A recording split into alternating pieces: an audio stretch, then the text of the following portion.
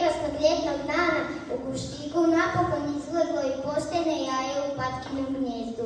Mama Patka je odmah vidjela da je jaje bilo veće i drugačije od ostalih.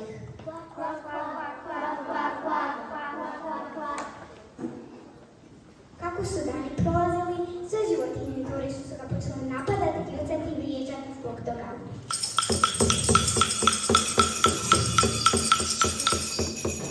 Jedino ga je mama Patka prihvaćala i branila od ostalih.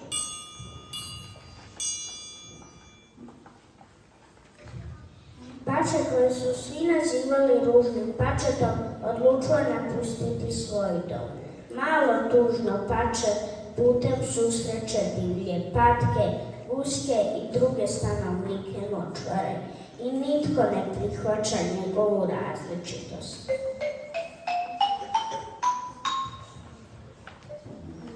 Tijekom zime pače iscrpljeno od samoće i hladnoće pronalazi utočište kod stanice, gdje ga odbacuju i mačak i kokoš.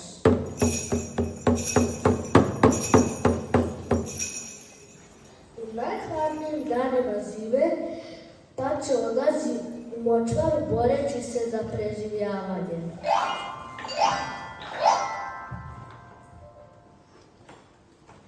Pače se jednog dana susreće s jatom prekrasnih labudova.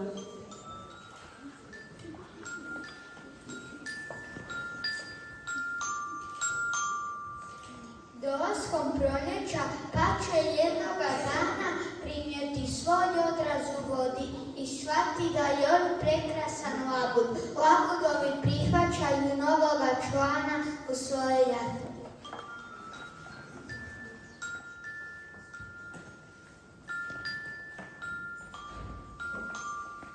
Djeca se dive njegovoj ljepoti, bacaju mu zrnijetu, a ostali ga labudovi poštuju. Malo ružno pače napokon uživa u svojoj pravi prirodi.